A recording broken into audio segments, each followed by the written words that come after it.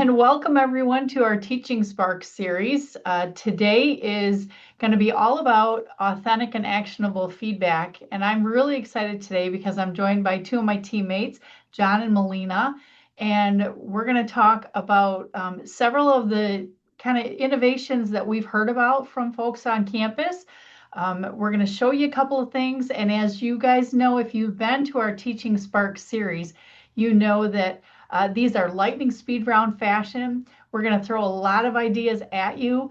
We won't have a lot of time to go on a deep dive, and we're going to count on you guys to put your questions in the chat, and we'll circle back at the end. So with that said, I know Melina and John are going to keep adding that attendance link in the chat, as well as our slide deck, and feel free to jump in and join us at any time. All righty. So I did mention I'm Jen, and I'm joined by Melina. We've also got John in the house. I'm a faculty development coordinator. And Melina, you want to say a shout out about what you do here at CTE? Yep, I am an instructional assessment coordinator, so I mostly work on the Gator eval section of the team. Awesome. And John, I know you're in the house. Do you want to say a little hello? Hey everybody, I'm John Jordy. I'm also an instructional assessment coordinator, and I work with Melina on the Gator Eval's course evaluation system. Awesome. So today we're going to dig into a couple of things. We're going to start out by doing a quick exploration of some things that you can do in Canvas with the AI features and functionality. We're also going to show you 3 quick tools. There are a lot more at the end of the slide deck that we probably won't have time to get to, but we spotlighted a couple of our favorites that are really kind of gaining speed here on campus with a lot of folks. So we're going to show you quick snippets of those. And then we're going to dig into Gator evals. We'll take a look at some things with Navigator and how that interfaces with this whole conversation of authentic feedback and how you can use it to improve instruction. So with that said, I'm going to start out here with the Canvas AI functionality. Now, I want to tell you that most of us, when we're using Canvas, we've got varying levels of confidence. Some of us are very lucky and we have instructional designers that help us along the way. Others of us are really jamming out with our Canvas LMS, and we like to make it fun and friendly and add all kinds of bells and whistles. But I will mention that in the back of our minds should be that accessibility conversation.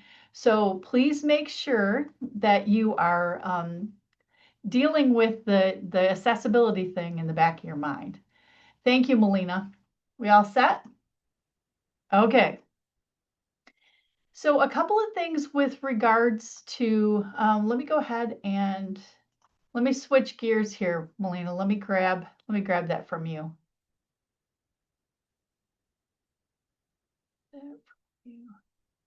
Thank you. All right. So when you're in Canvas, a couple of things about Canvas here. Canvas, when you come into your course and you go down into settings, there are really 2 big ideas here. One is you're going to use what's known as like an LTI, which means I'm going to go out and I'm going to grab an external tool and bring it into Canvas and allow my students to use it. The other piece is I'm going to use a feature that's built into Canvas that's going to incorporate some of that AI functionality.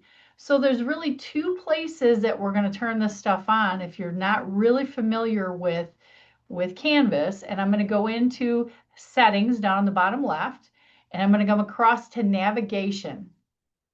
And if you have suffered through this long list, and I know I'm amongst friends here, but if you have suffered through this really long list that's not alphabetized, sometimes it can be a little challenging.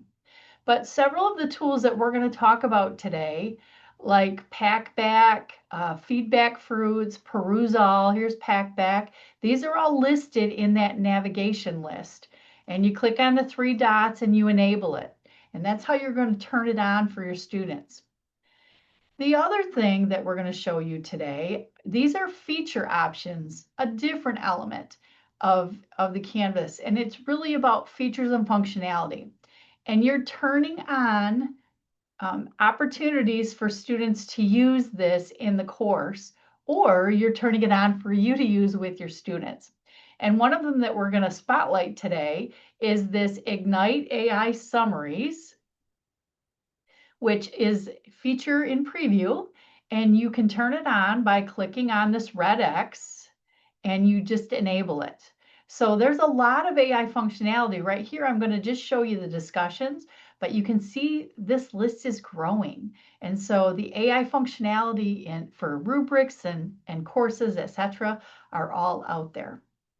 All right. So that's how you turn on either the navigation or feature options. Here's an example of one that you might use. So this is, and Melina and I, when we were chit-chatting about this, Melina, you want to tell them a little bit about what you use discussions for and if you use it or not? Do you use So AI or not? So I teach a 1 credit discussion-based class, which is discussion in class mostly. But the students have to create art and they post their art on a discussion board. So in our case, we don't use the discussion summaries the AI summaries, just because the students are engaging with the visual artwork that their peers are making. Thank you. So I'm trying to bring Melina to the dark side of why it would be fun and entertaining to use this and at least try it. So when you turn on the Ignite AI summaries for discussion, again, I go into settings, I go into the feature options. I just did a quick search for summaries and turned on by enabling the Ignite. It's a 3-step process. I've already created my discussion boards. I go to my discussion thread. My students have already responded. I come in and open the summary, and then I will go ahead and summarize, and it will give me the summary of what's happening in that discussion thread. Now, I can also do other things like look for certain topics or look for certain words or keywords, but this is a great feature within Canvas that we encourage you guys to check out. All right. The next piece is really about using a tool that you have to go out and bring into Canvas, and that's called an LTI. And I'm going to turn it over to Melina to talk about one example of one of those LTIs that are here in Canvas. Melina? Yeah. Yep. So as you probably know, UF has this major thing called Navigator AI, but Navigator has lots of different tools. This specific one is Navigator AI Analytics, which is integrated into Canvas. So you go to the next one. So as Jen showed you, if you go into the settings, you can enable Navigator through the navigation, and then it'll pop up in your tabs in the menu on the left-hand side there. When you click on it, a new window opens, and then it takes you to this. I'm going to talk about 2 of the options, but there's more options within this. Okay, so what it does is, let's say that you've been teaching this same course, ABC 1, 2, 3, for many semesters. So this is a course that you've done a lot. You've done a lot of quizzes. You have a lot of iterations of this same course. What the AI analytics does is it pulls that information and it shows you how students are doing currently in the course, but then it also shows you how students have done historically in the same course, but for you. It does not pull other instructors' information though. So if you and a colleague both teach ABC 1, 2, 3, 4, it won't pull in your colleague's information. It will only pull in your iteration of that course. Okay, next one. And then, like I said, I teach a discussion-based class, so I only use the discussion. So unfortunately, I'm not able to show you examples from my course. But I looked at the analytics for the discussion pages that I use, and I thought it was really interesting. So it gives you a summary of the different things. For example, the number of posts, the number of words that students have written so far in the course. And at the very bottom there, it also shows you the reading time students spend looking at it and the readability of the instructions of the discussion posts. I really love this dashboard. Yeah, it's really cool. And then there's other things that you can look at too. So it'll show you the official grades at the end of the semester. It'll show you also how you've done in the evaluations. It will analyze those evaluations. Of course, not for the current class, but historically for the class, the previous iterations of the class. It'll look at quiz data and it will also look at rubrics. So when you open the AI Navigator Services page, you'll see that there's all of these different options. This one is called Navigator Analytics there. Okay. There's also Navigator Tutor. There's lots of different options with the Navigator. There's so many options, but Navigator Tutor is a different one that you can also use. We're not including in our Spark session, but is another great tool that is out there. And the reason we mention them is because these integrate with your Canvas course. So you'll find them in that drop-down list in your navigation. Others are not quite interfacing with Canvas, but they're an external tool. You'll have to go out and get it. Okay. Okay, so this is a tool that I am using this semester. So my students have to annotate a lot as part of our class. So I've been using Perusal or Perusal. Different people pronounce it different ways. And what this is if you have an article that you want students to read, but maybe you're teaching an online class only and you don't have the students coming in, rather than them posting kind of a disconnected discussion on a discussion board, you can post the document that you want them to look at, and then they go in and they annotate directly on the document. So if you show us the next page. This integrates with the assignments. So you set up an assignment, and then as Jen said, it will open up the new page, the program itself. Okay, so it'll look like a regular assignment until it opens up this page, which is the perusal page.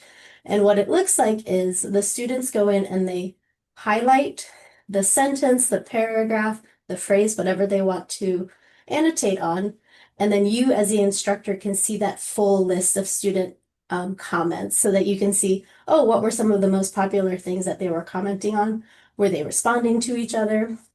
So like those numbers over there, you can see that number 7 got a lot of responses. Okay. I'll just comment, it doesn't have to just be a PDF document or a document that you upload here. You could put a video up here for students to respond to or interact with. You could put an audio podcast file. So Perusal's got a lot of functionality with the different media types that you post for students to comment on. And then what it does is you have to go into the settings, but it will sync directly to Canvas. So Perusal itself also has uses AI to provide grades for the students. So it will judge it based on the quality of the comments. Were these really high quality comments, or was it just kind of like a that's good comment? And then you can go in and review it. But if it looks great, you can sync it back into Canvas so that you don't have to grade it 2 times. You don't have to open up the grade book. You can just grade it within Perusal and then sync it over and it populates into Canvas. Some of the students are a little bit floored when they see their grades too, because Perusal will give them a kind of like a how difficult or how engaged they were or how complex their response was. And some of them, they're used to doing a 2 or 3 word response in a discussion board. And when they get nailed for it in Perusal because your answer wasn't complex enough, they're a little taken aback. So sometimes there's a little learning curve with Perusal to encourage them to really engage. I do like that about Perusal. Yeah. All right, I'll take over here. Feedback fruits. I've used feedback fruits in my previous institution with my Master's of Learning Design and Technology students.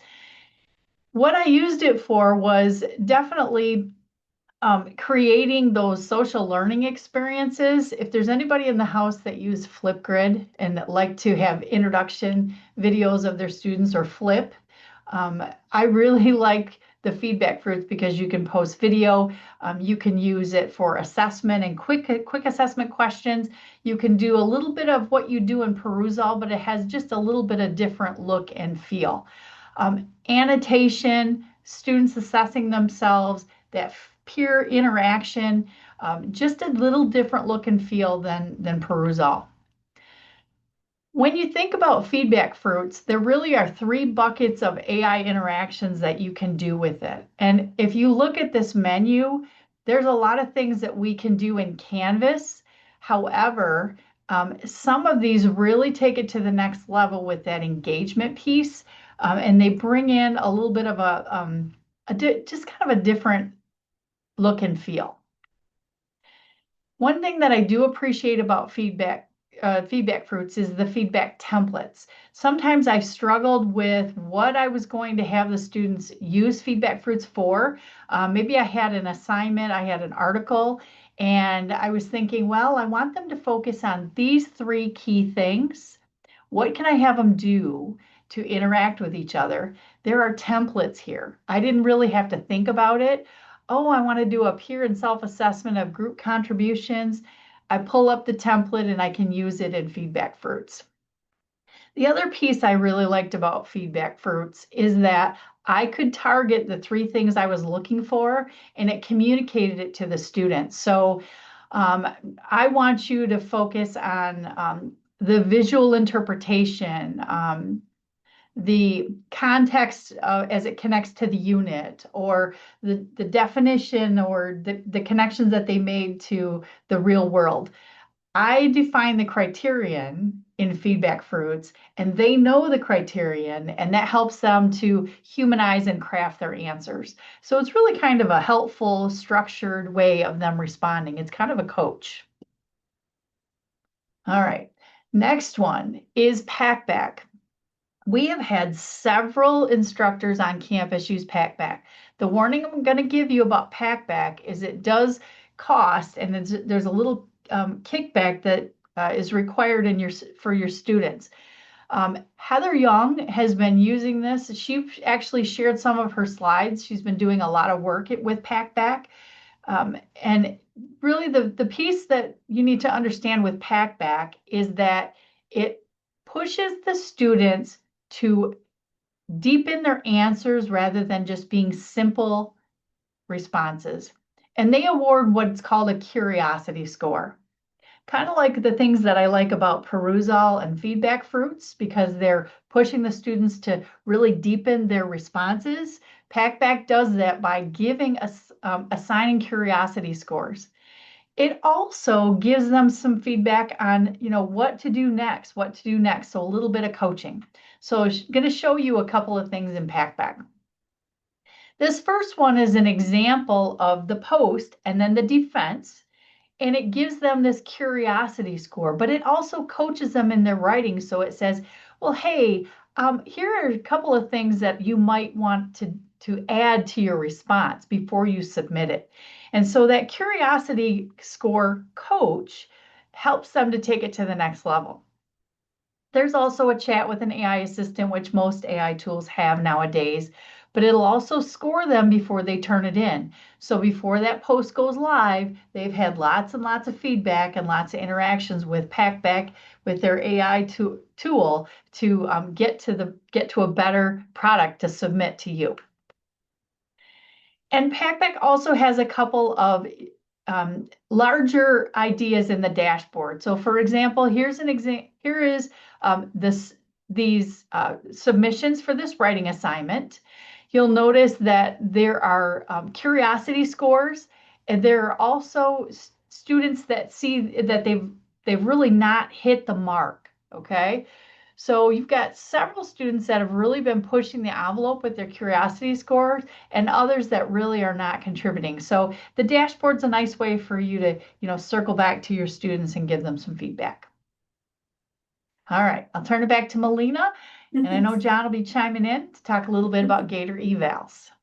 All right, so you've done all of this work throughout the semester. You get to the end of the semester, the students complete their Gator evals, give you lots of feedback, but let's say you teach a lot of classes, you have tons of students, how can you possibly sift through all of that information? So what we're going to do is go back to that Navigator, but this time we're going to talk about using Navigator Chat in order to get some highlights or insights from your student comments. So not the quantitative, but the qualitative parts of Gator evals. So of course, you need to open your Gator evals report. You can either open it directly in the website or as a PDF using the central portal. And then inside the report itself, next one, there are these 4 sections. These are a little bit deconstructed because I took screenshots from those 4 sections, but these are the free response sections in which you can take the information from. Okay.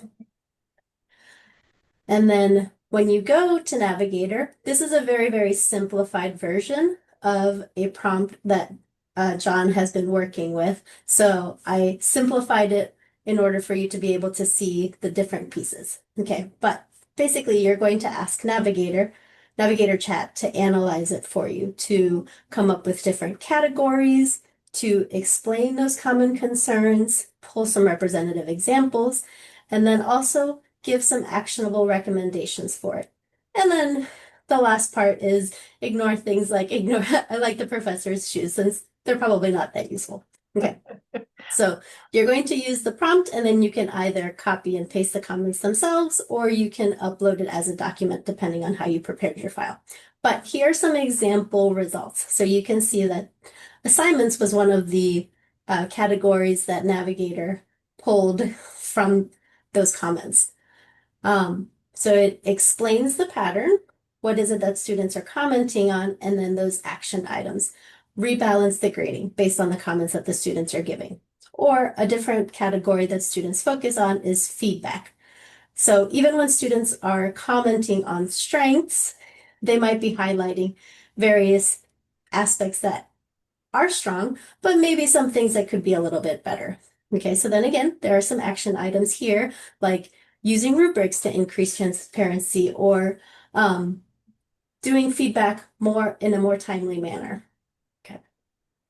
And then I would really recommend will you go back one? Oh, Sorry. If you want more, so this was a very, very shortened version, but if you want more, John does an Insights into Gator evals where he goes into a lot more detail in this. Like I said, this was a very short version for this Spark session. And then another Navigator option is called Notebook. When I first learned about Notebook, it blew my mind and I cannot do it justice. So if you ever hear anyone talking about Notebook, like there's a workshop coming up, you're attending the AI days and they're talking about Notebook, if you just want to click in there and try it for yourself, I highly recommend it. And yes, it is Notebook LM. It's awesome sauce. I'll give an example. My daughter's in law school up in Michigan, and she records the lectures or she pulls down the PDFs and she'll pull them up and create her own podcasts. She listens to the podcast while she's working out. There's lots of different features and functionality of Notebook LM, which is our Navigator notebook. I will say that Tammy Barber does a phenomenal job with her session on Navigator Notebook. If you can ever book Tammy Barber to do a quick Spark session for you, she does a great job of that. All righty. I do want to give a shout out to a couple of folks that provided some of the materials here, and that would be great context for you all if you are looking for more information on some of the tools that we shared today. Heather Manis, we have included in the slide deck at the end GradeScope, which we did not get to today. Is there anybody in the house that has used GradeScope? So GradeScope, I won't go into a lot of detail because there are some slides in the deck, but the GradeScope will give you a nice little dashboard. Back in the day when I used it, we used it to put underneath the document camera and scan our scan sheets, and it would go up into our online system. So it had the technology to scan kind of like your Scantron sheets up into your online environment. It has totally evolved. It's got online testing functionality. It's got a dashboard within Canvas. It'll do a by question test analysis. It'll do a lot with your assessment and your feedback features. So if you've not checked out GradeScope, Dr. Heather Manis does a phenomenal session on that, and I would encourage you to get with her. The resources that we share with you today we've got Yellow Dig is one of the ones that we didn't get to. Packback and Feedback Fruits. If you are interested in more information on those, Heather Young has been using Packback and Yellow Dig. She's actually on a national board where they're sending her all over the countryside to talk about these two AI tools. She would love to talk to your department or any of your teams about that. So reach out to Heather Young if you're interested in either of those couple of tools. And then lastly, Dr. Aaron Thomas, he is our UFIT data scientist, and he developed Navigator Analytics. You know, the functionality that you have in Canvas with reaching out and be able to have that dashboard. I don't know, Melina, what you met with Dr. Thomas, and I've seen him. He's been part of our FLCs for many, many years now. What's your take on his Navigator Analytics? He's so excited about it. He is that was my biggest takeaway is that he's so excited about how it can help instructors just view their courses in a different way. So like I said, I only looked at a couple of things because of the way that my course is set up, but there's lots of different options. And he really wanted to emphasize that this is information for you individually to use for your course. It's not something that other instructors have access to. So it's not pulling in lots of different bits of data. It's just taking your data for that course and if you've taught it previously. And I think someone in the comments said they had used it and it's pulling in the previous course. So the previous semester's course. And I'm going to pause here for a second. We do have resources in the slide deck that you guys can go back to. If after today you want to learn more about Yellow Dig, there's quick summary of Yellow Dig. Yellow Dig is kind of like the Facebook of AI. Um, but like Melina reminded me, most of our students are not into Facebook, so they may or may not love this. But we've given you a little taste of Yellow Dig, and notice you can reach out to Heather if you want more intel. And then Top Hat actually is an engagement tool. We didn't get to this one either. Top Hat has a conference coming up in February. I believe it's in a couple of weeks. If you're interested in Top Hat, that's a great interactive opportunity for you. Think of it like, I know I'm going to date myself, but Pull Everywhere on steroids, or iClicker on steroids, or Padlet on steroids. All those cool interactive tools that are landing in your hands. And here is the Gradescope stuff. I mean, you've got definitely a buffet of options of what you can do with Gradescope. And again, reach out to Heather. She's got all kinds of great ideas and resources for you to use. And so with that said, we got a couple of minutes left. And I thought what we would do is pause for a second and see if we could get some feedback. Who has used Packback? Anybody got any thoughts on Packback or Yellow Dig or Gradescope or any of the tools that we've mentioned today that wants to give a shout out to those tools or maybe a testimonial?